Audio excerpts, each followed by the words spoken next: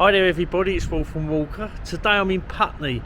I'm going to walk across the bridge into Fulham and have a walk round and see what we can find there. So without further ado, put your best foot forward and enjoy the video.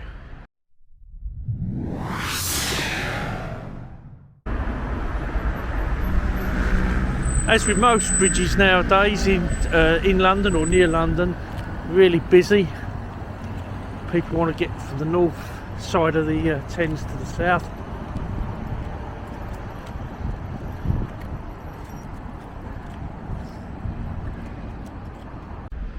Putney Bridge was originally wooden. The story begins when Robert Walpole arrived on the south side of the river and shouted for someone to get him across. The ferrymen were in the pub and didn't hear him.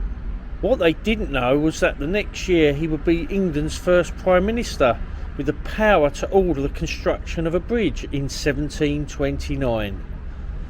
Remarkably, the wooden bridge lasted for 150 years. The new stone bridge was completed in 1886, designed by Sir Joseph Bazalgette. Putney Bridge should not be confused with the nearby Fulham Railway Bridge, even though Fulham Railway Bridge leads into Putney Bridge railway station. Just spotted a church. We're going to have a look at that, see if I can get in. So we're now on the Fulham side of Putney Bridge. Now we're going to go down these steps. We're going to look for Bishop's Park. So we've got a plaque, Putney Bridge, 1886.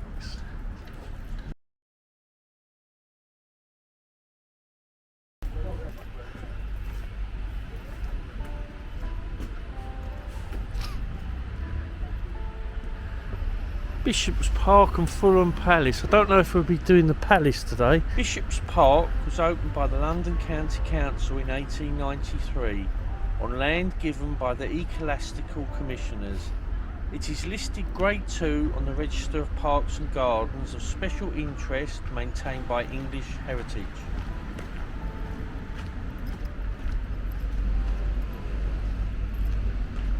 Such a nice area, I think so anyway. If I say things like that, it's just my own personal opinion. You can come here and formulate your own opinions. I'm sure you'll be impressed. That sun is coming out.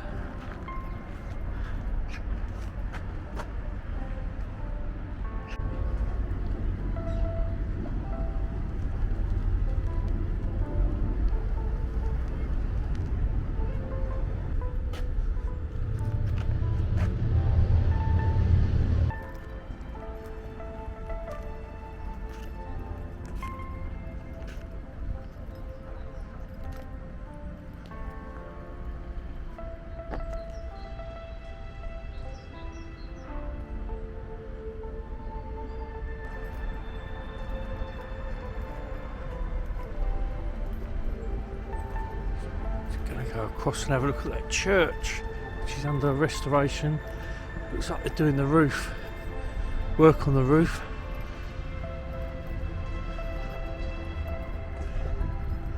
All Saints Church, Fulham this is.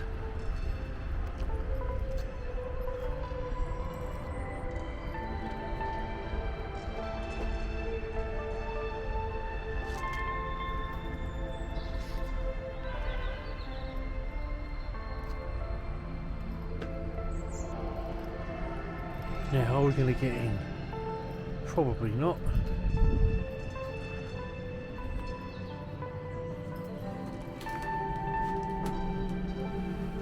Oh, we are.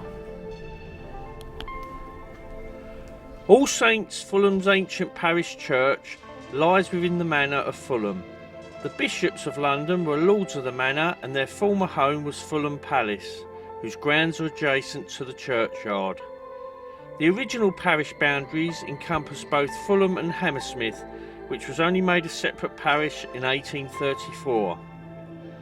By the end of the 19th century, the medieval church, though much altered and with galleries on three sides, was both not big enough and liable to regular flooding from the Thames.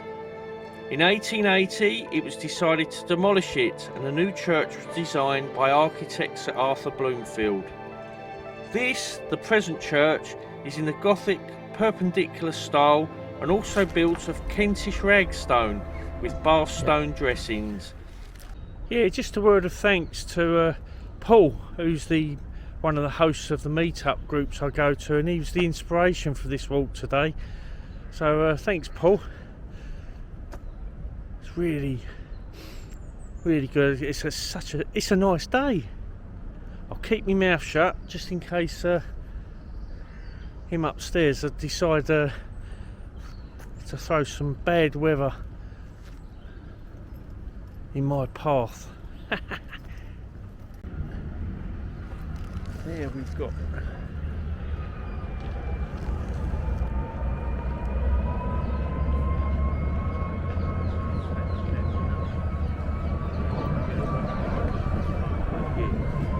Uber boat.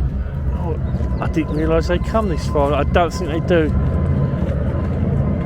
Or do they? There's people on board. So the Uber boats come down this far. I didn't realise that. Always recommend that as well, those Uber boats. They're fantastic if you want to see the sights in London. Let's go in and find out if we can get in.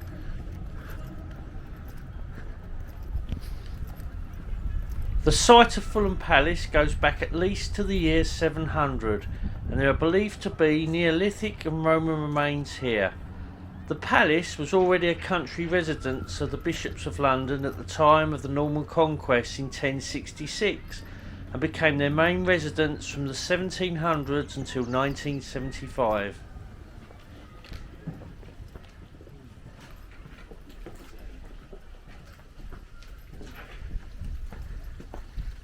Just entering the Fulham Palace courtyard now. Lovely little water feature.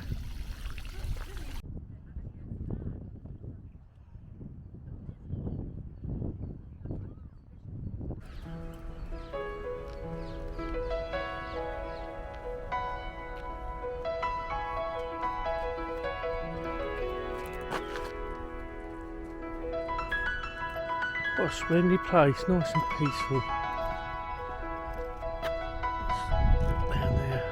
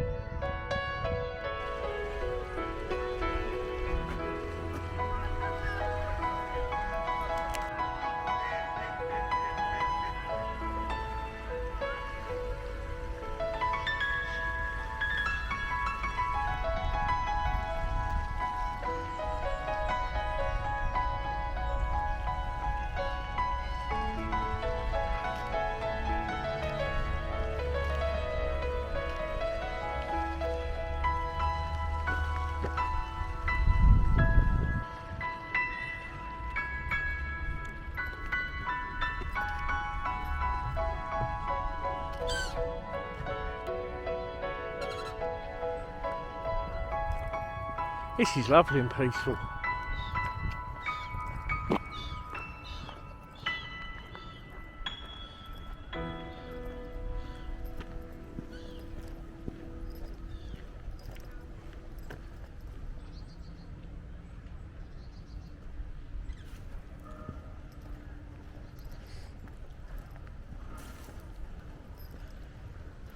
If you can hear a lot of rattling going on in the background, it's Craven Cottage, the Fulham Football Club.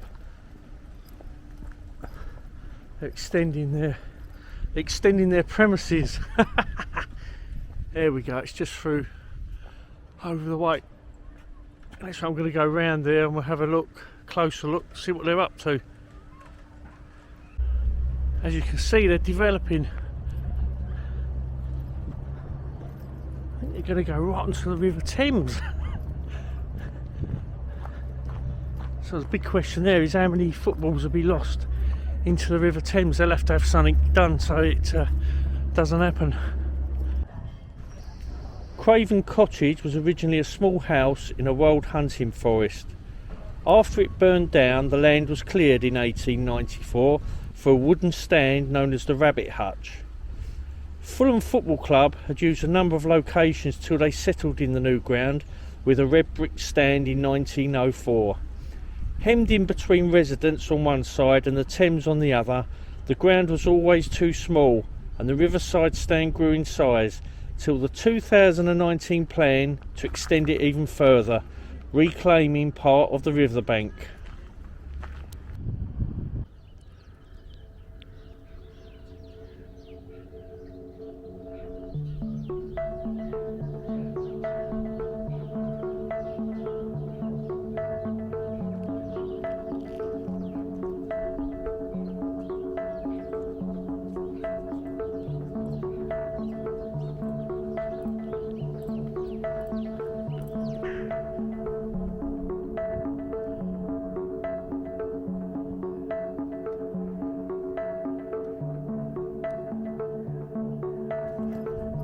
Hammersmith Bridge getting even closer now.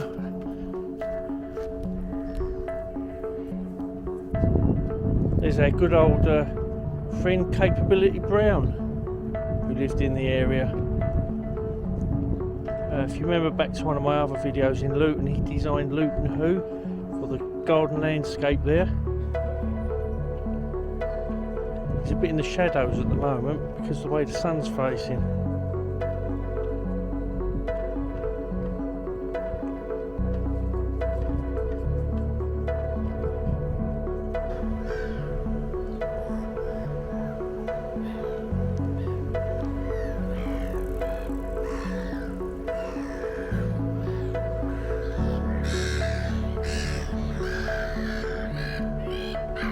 Hammersmith Suspension Bridge was designed by civil engineer Joseph Bazalgette in 1827 after local people wanted an alternative to the distance Kew or Putney bridges.